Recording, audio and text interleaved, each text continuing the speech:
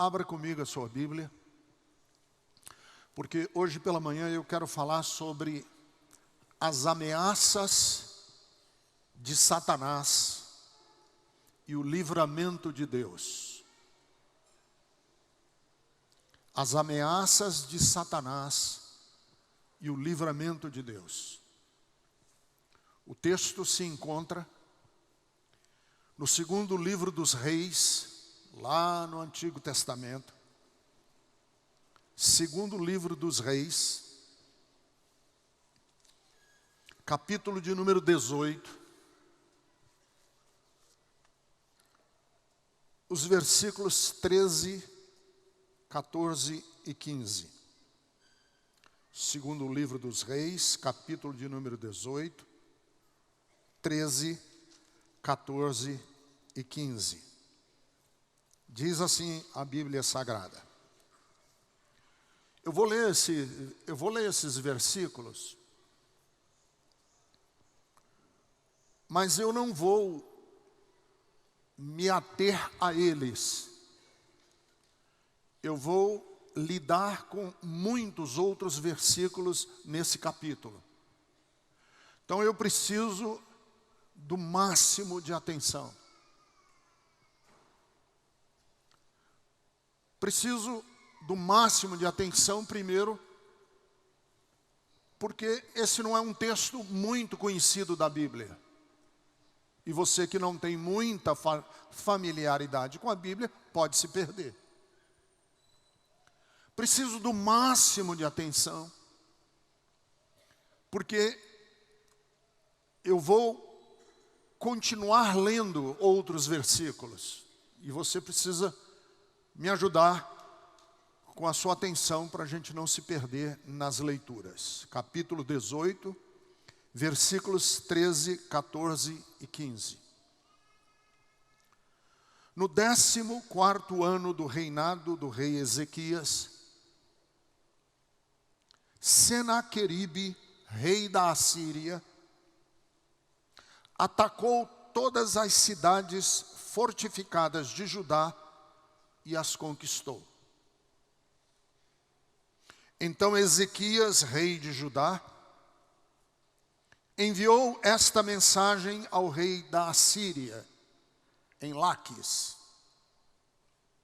cometi um erro. Para de atacar-me, para de me atacar, e eu pagarei tudo o que exigires. O rei da Síria cobrou do rei Ezequias, rei de Judá, 10,5 toneladas de prata e 1.050 quilos de ouro. E assim Ezequias lhes deu toda a prata que encontrou no templo e na tesouraria do palácio real.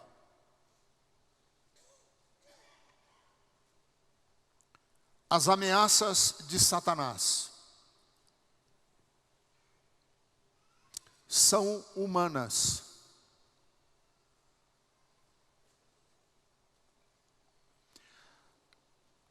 Elas vêm do inferno, mas são proferidas pela boca de pessoas. As ameaças de Satanás são demoníacas, mas elas têm carne e osso.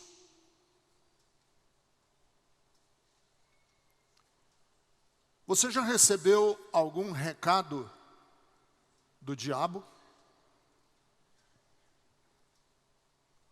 Eu já. Ao longo da minha vida, já recebi muitas ameaças, comentários, críticas, desvalores que saíram não da boca de um anjo, saíram da boca de pessoas, todavia satânicas. No começo da Betesda, comecinho dessa igreja aqui em São Paulo, há 26 anos atrás, a gente lutava com muita dificuldade. Eu não tinha carro, estava andando de ônibus, porque o carro da família a Jerusa usava para dar aula. E uma pessoa da Betesda, inclusive do louvor, me viu pegando o ônibus e chegando na igreja de ônibus e disse para Jerusa, minha mulher, como que um homem fracassado como esse pretende começar uma igreja em São Paulo? Porque naquela época os pastores andavam de BMW e eu estava numa Mercedes de 48 lugares. Não importa o emissário, não importa quem a entrega,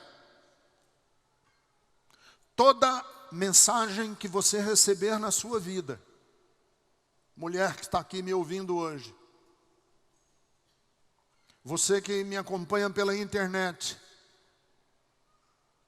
toda mensagem, homem, que você receber, cuja meta, cujo objetivo naquela mensagem é lhe menosprezar, desvalorizar, ridicularizar, achincalhar, debochar, diminuir, agredir a sua dignidade, desestimular. Essa mensagem é, em sua essência, luciferiana.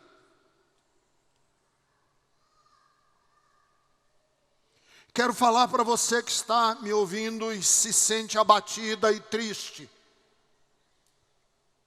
desanimado, desencantada, porque você ouviu comentários, você guarda frases maldosas, perniciosas. Eu já recebi todo tipo de mensagem diabólica. Ricardo é um ressentido. Ricardo é um frustrado. Ricardo é um amargurado. O Ricardo é um mal resolvido. E você já deve ter recebido esse tipo de coisa na sua vida. Não vai a lugar nenhum. Sua vida não prosperará. Você é um zero. Você é fracassada. Você é fracassado.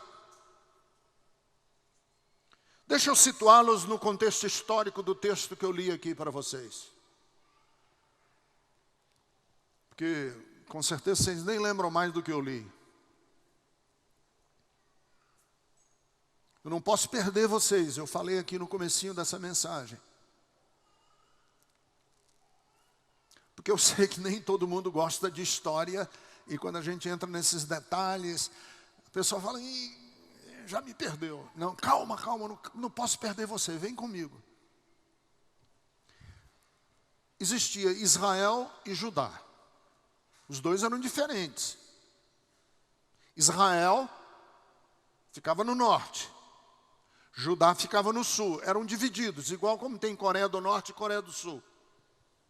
Vietnã tinha antigamente, hoje não tem mais. Vietnã do Norte e Vietnã do Sul. Havia Judá, que era do sul, e Israel, que era do norte. A capital do norte era Samaria. E a capital do sul, Jerusalém. O norte, o norte, não só a capital, mas o norte, era governado por um rei chamado Oséias, o norte. Não confunda com o profeta Oséias. Era um rei chamado Oséias, homônimo. Esse rei foi um traidor. Lá no Ceará a gente diz assim, um cabra ruim. Do norte. Louco. Psicopata. Ficou de gatinhas para o rei da Síria. Se rendeu ao rei da Síria. Mas não deu certo. Porque o rei da Síria, que odiava Israel, invadiu Israel. Israel do norte, não o Israel do sul. Invadiu o Israel do norte, devastou tudo, matou milhares de pessoas, repovoou com gente de fora.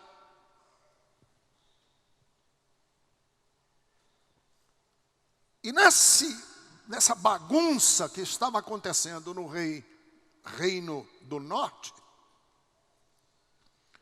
começou a reinar no sul, portanto em Judá,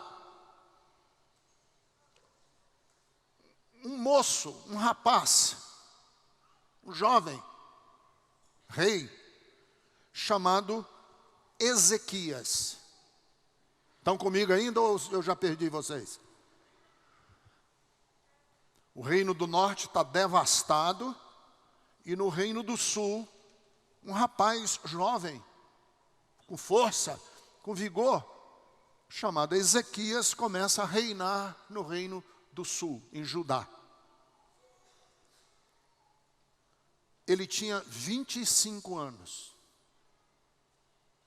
25 anos de idade. O rei da Síria se chamava Senaqueribe. Nome grande. Senaqueribe já havia conquistado o norte. E agora ele queria conquistar o sul. Só que no sul, o rei do sul chamava-se Ezequias. E Ezequias era um cara correto, direito, temente a Deus, justo. Tem aí o relato, em 2 de Reis, capítulo de número 17, versículos 23 ao versículo 24, do que aconteceu no norte. Ezequias começou a reinar no sul, e com o intuito de salvar o sul, ele tentou enfrentar o rei da Síria, peitar o rei da Síria, o Ezequias, o cara justo, direito. Só que quando ele tentou peitar o rei da Síria veio com tudo para esmagar Ezequias e o sul. Já fazia 4 anos que ele lutava, Portanto, ele já está com 29 anos de idade. O rei Ezequias, homem de Deus, correto.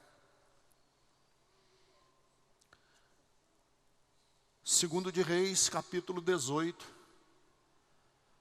versículos 13 ao 16. No 14º ano do reinado do rei Ezequias, Senaqueribe, rei da Síria, atacou todas as cidades fortificadas de Judá e as conquistou. Então Ezequias, rei de Judá, mandou essa mensagem ao rei da Síria, dizendo: eu cometi um erro. Para de me atacar, para de atacar Israel. e eu pagarei tudo o que exigires. O rei da Assíria estava cobrando, arrancando todo o ouro, toda a riqueza, toda a prata que ele podia arrancar de Judá, porque Israel já se acabou, só tem Judá. E assim Ezequias lhes deu o texto que eu li para vocês, toda a prata que ele encontrou, todo o ouro que havia sido descoberto. E você sabe o que ele fez mais? As portas do templo, que eram revestidas de ouro, ele arrancou o ouro das portas do templo. O templo de Salomão tinha sido construído, ele arrancou tudo. Arrancou, inclusive, os batentes das portas, para poder pagar ao rei da Assíria. O rei da Assíria se chamava Senaqueribe. O texto não diz, não está escrito aqui. Mas depois de tanta exploração, de tanta subjugação, de tanto achaque, ele achacou, ele extorquiu, ele arrancou tudo o que ele podia de Judá. O rei da Síria. O texto não diz. Mas depois de tantos ataques, o Ezequias, que era o rei de Deus, homem de Deus, disse: não mais, chega, não vou mais me subjugar, não vou mais baixar a cabeça. E aí, quando o rei Ezequias diz: não vou mais baixar a minha cabeça, o Senaqueribe manda, ameaça, e as ameaças do Senaqueribe são satânicas. Eu falei para vocês que uma mensagem satânica não precisa vir de um anjo, pode vir de pessoas. E a pessoa que faz a ameaça, que enfrenta o rei Ezequias, é o Senaqueribe. Não é Satanás, o Lúcifer, anjo, não, é o Senaqueribe. Muitas vezes, as ameaças que nós recebemos na vida não são Satanás, anjo. São pessoas. Sai da boca de gente. Qual foi a ameaça que Senaqueribe fez ao rei Ezequias? Vocês ainda estão comigo? Precisa que eu recapitule, que eu recupere quem é o Senaqueribe e quem é o Ezequias? Não, não precisa. Senaqueribe ameaça o rei. Como, Ricardo? Primeiro, a ameaça do diabo vem questionando primeiro a fé. Senaqueribe questiona a fé de Ezequias. Segundo de Reis, capítulo de número 18, versículos 19 e 20. O comandante do campo lhes disse: mande um recado para Ezequias. Assim diz o grande rei, o rei da Assíria: em que você se baseia na sua confiança? Ou em que você baseia a sua confiança? Você pensa que meras palavras são estratégia e poderio militar? Você acha que as palavras que você ouve dos lábios do pastor da sua igreja são suficientes para você enfrentar as lutas da sua vida? Você crê mesmo que as palavras que estão contidas na Bíblia e no Evangelho são suficientes para você enfrentar a vida? Olha o que o Senaqueribe diz para o Ezequias: em que você baseia a sua confiança? Você pensa que meras palavras são estratégia e poderio militar? Em quem você está confiando para se rebelar em mim? Em quem você está confiando para se rebelar contra mim?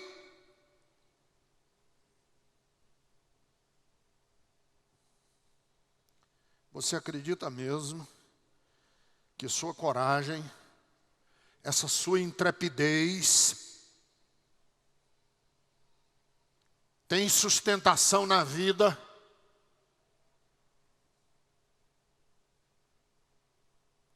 Segundo, Senaqueribe quis fazer Ezequias acreditar que ele estava só. Primeiro, essa sua fé não vale muita coisa não. Segundo, você está sozinho, cara. Vejam, 2 de Reis, capítulo número 18, versículos 21 a 23. Você está sozinho, mulher. Você está sozinha. Você pensa que você tem alguém por você. Você não tem ninguém. Você é só. Olha aqui. Você está confiando no Egito. Aquele caniço quebrado que espeta e perfura a mão do homem que nele se apoia. Ezequias, você fez uma aliança com o Egito e está achando que por fazer uma aliança com o Egito, você me enfrenta. Mas você não, o Egito, não dá para depender do Egito para nada. O Egito é como um bambu em que você vai apoiar a mão e ao invés do bambu lhe apoiar como uma bengala, o bambu fura a sua mão, Ezequias. Você está sozinho, cara. Veja, continue. 2 de Reis 18, 21, 22. Mas se vocês disserem, estamos confiando no Senhor nosso Deus, não é Ele aquele cujos santuários e altares Ezequias removeu, dizendo: ajudai Jerusalém, vocês devem adorar diante desse altar em Jerusalém? Vocês estão confiando em Deus, mas Deus só está preocupado com as coisas dele. Você está confiando em Deus, mas Deus só está preocupado com o altar dele, com as coisas dele. Deus não está preocupado com vocês, não.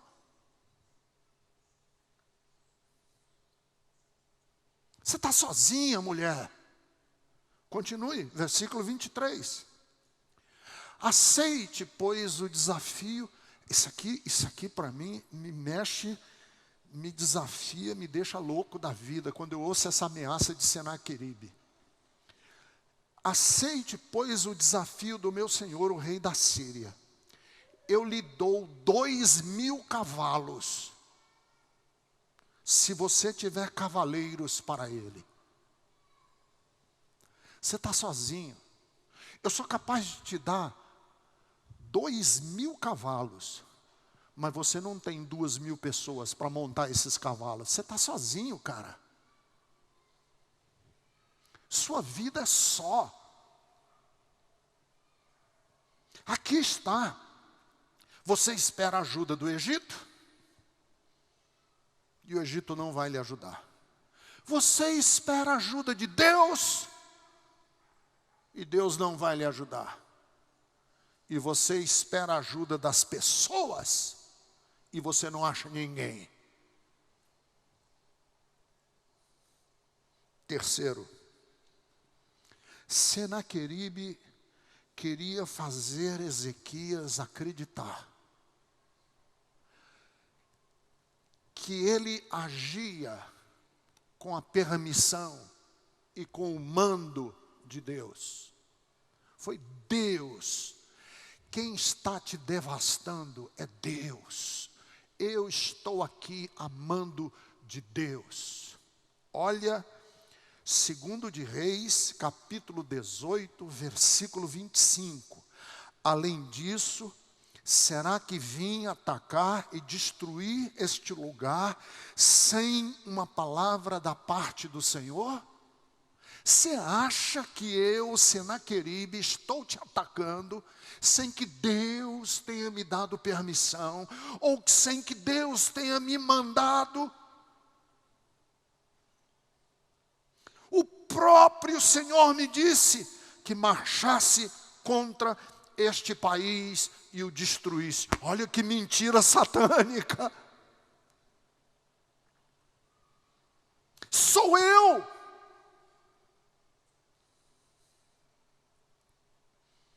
que estou fazendo isso com você, mas é Deus que está me autorizando.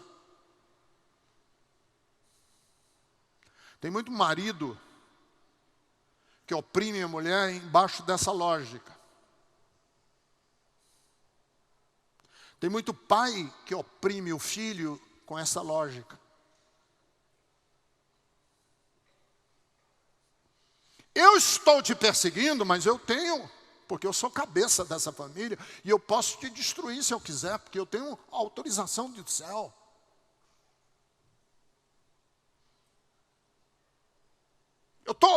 Eu tô sendo um pai opressivo para você, porque eu sou seu pai, e eu posso fazer isso, porque Deus está me autorizando a fazer isso com você.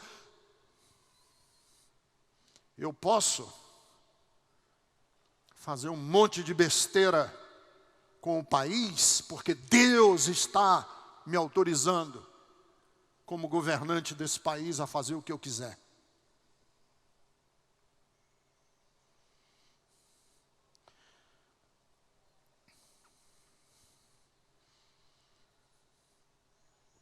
Aí, meu amigo, quando Senaqueribe ouve que Deus autorizou, quando o rei ouve, Ezequias ouve,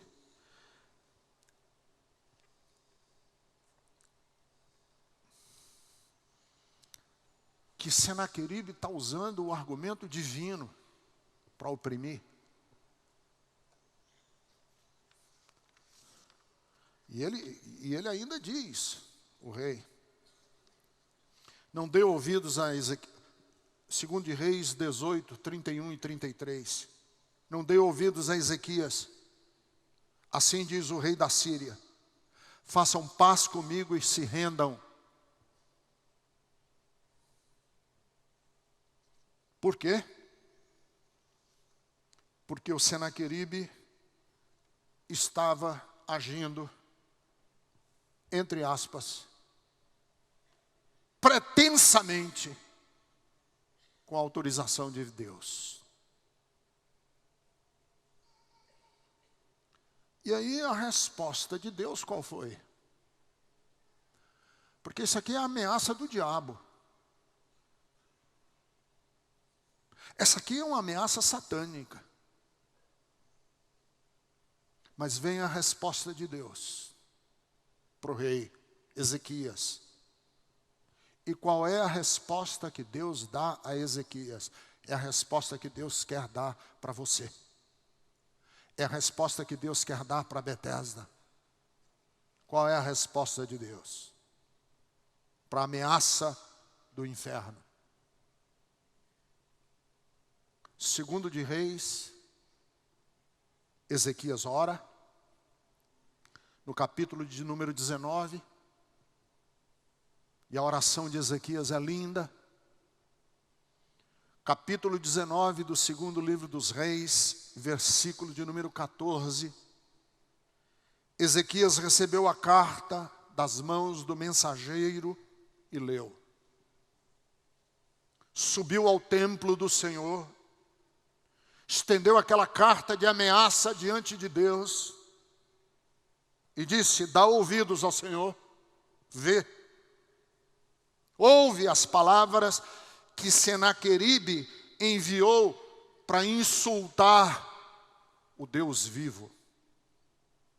É verdade, Senhor, que os reis assírios fizeram de todas as nações seus territórios e desertos. Atiraram os deuses delas no fogo e as destruíram, pois não eram deuses. Eram apenas madeira e pedra. Agora, Senhor nosso Deus, salva-nos. Salva das mãos de Senaqueribe, para que todos os reinos da terra saibam que só Tu, Senhor, és Deus. Quando ele terminou essa oração, Deus respondeu. Deixa eu falar para você hoje de manhã, mulher. Sua oração é ouvida por Deus. Deixa eu dizer para você, marido, pai, a sua oração é ouvida por Deus. E como é que Deus respondeu ao rei Ezequias? Primeiro, dizendo para Ezequias: eu compro a sua briga. Eu vou comprar a sua briga. A sua briga não é mais sua briga. A sua briga é minha briga. Segundo de Reis, capítulo 19, versículo 22. De quem você zombou e contra quem você blasfemou, contra quem você levantou a voz e contra quem você ergueu o seu olhar arrogante, foi contra o Santo de Israel. Mulher, deixa eu dizer, cada vez que alguém tentar derrubar você com palavras, diminuir a sua dignidade com insulto, saiba, ele não está fazendo contra você, ele está fazendo contra o Santo de Israel, que é o seu Deus. Você não mandou um recado para o meu filho, você não insultou minha filha, você estava insultando a mim, diz o Senhor dos Exércitos.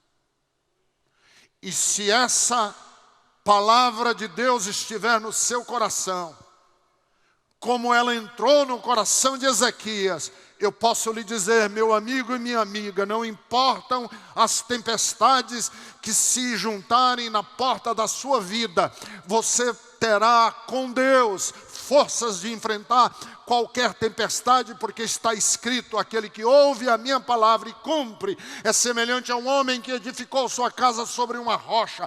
Vieram as tempestades, soprou o vento contrário, mas aquela casa permaneceu, disse o Senhor Jesus Cristo.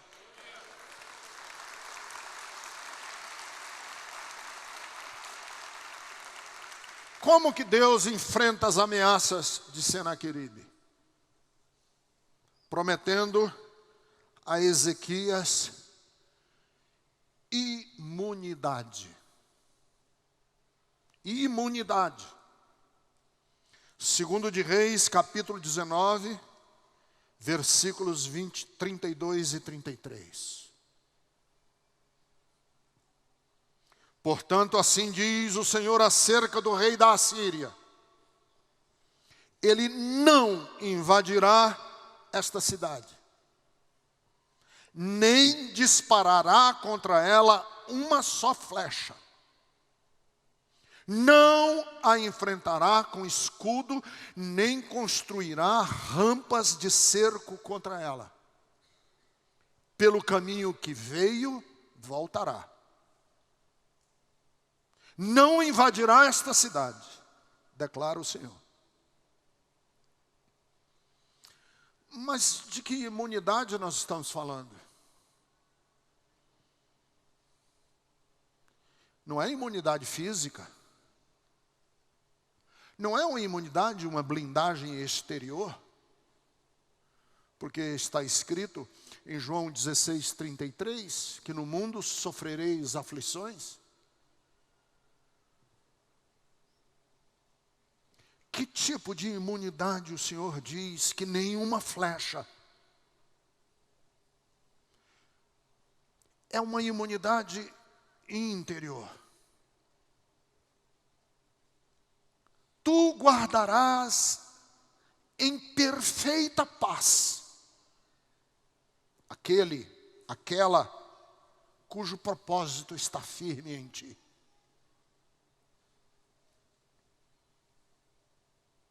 Filipenses 4, 6 e 7. Não andem ansiosos por coisa alguma, mas em tudo sejam conhecidas as vossas orações, com ações de graças. Apresentem seus pedidos a Deus.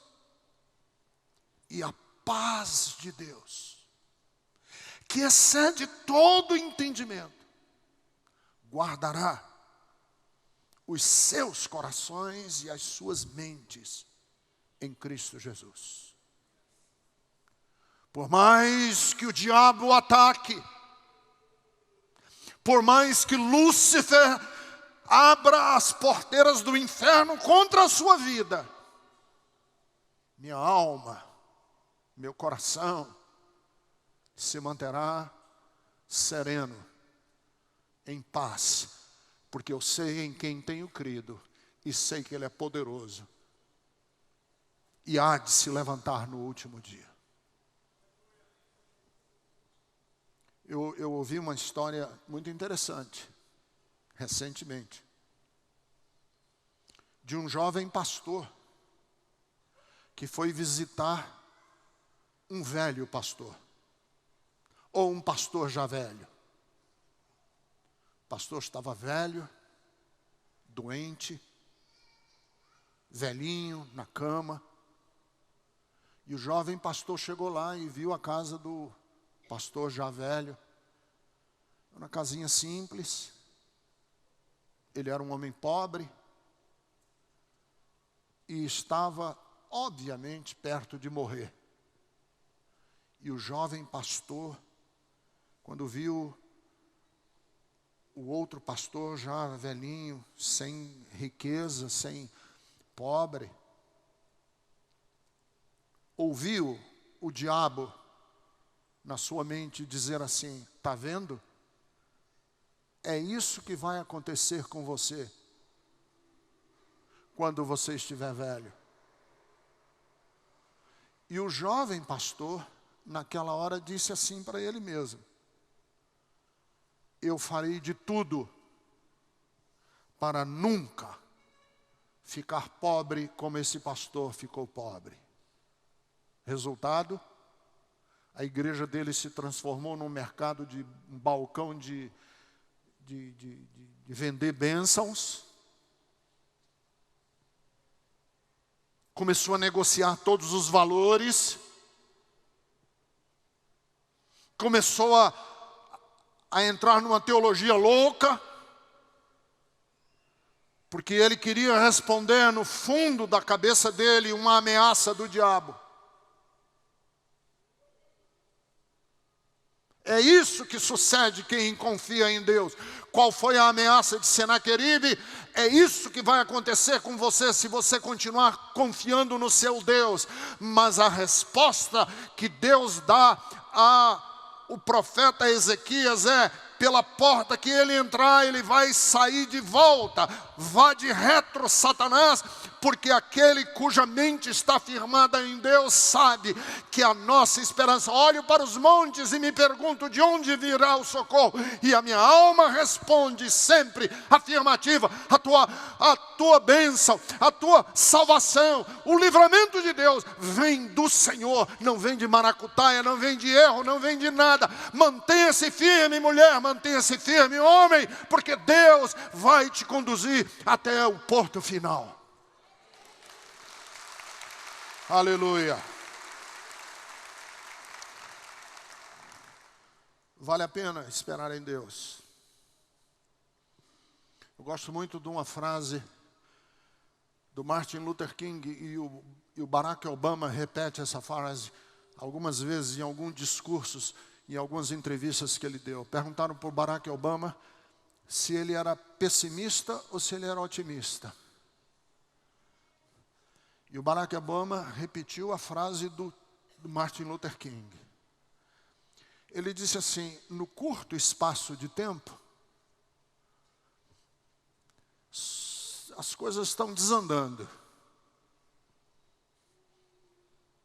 E aí, abro aspas, mas o longo arco da história tende para o triunfo do bem.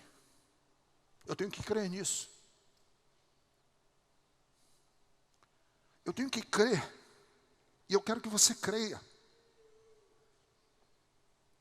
Que sim, num primeiro momento, na sua vida, nos seus negócios, na história dessa igreja, na história do Brasil, na história da humanidade, na história dos seus filhos, num primeiro momento, o quadro pode ser devastador, mas nós temos que crer, porque nossa esperança está nele, que ressuscitou e venceu a morte, e que vive. Que no longo arco da história, o grito final não pertence a Stalin, a Karl Marx, a Hitler, a Mussolini, a Franco, a Salazar, a Pinochet, a Fidel Castro, a Trump. No longo arco da história, Ele é Senhor. Tem nas suas mãos a chave da morte e do inferno. E no livro do Apocalipse diz que as multidões dizem a Ele é digno de receber toda a honra, todo o louvor. Olha o que o texto diz. 2 de Reis 19, 34 a 37. Eu a defenderei e a salvarei por amor a mim mesmo e do meu servo Davi. E naquela noite,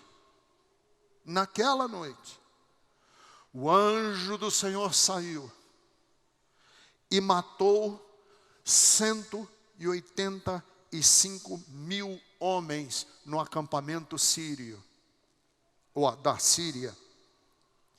E quando o povo se levantou na manhã seguinte, o lugar estava repleto de cadáveres. Assim, Senaqueribe, rei da Síria, desmontou o acampamento e foi embora. E voltou para Nínive e por lá ficou. Certo dia, enquanto ele estava adorando no templo do seu Deus, Nisroque, seus filhos, Adrameleque e Sarezer, mataram-no à espada e fugiram para a terra de Ararate. E o seu filho Esar-Adom foi o seu sucessor. O cara que estava rotando, o cara que estava todo empolado de poder, de deboche, e que estava mandando recados, morre dentro de casa pela espada dos próprios filhos. E deixa eu falar para você, querida, eu tenho que crer nessa história e vou crer nessa história de que Jesus é o Senhor. E que o último brado de vitória pertencem a homens e mulheres cujo coração está firme em Deus. E eu quero acreditar que esta é a mensagem que vai levar você nos tempos turbulentos que você está para atravessar na sua história de vida.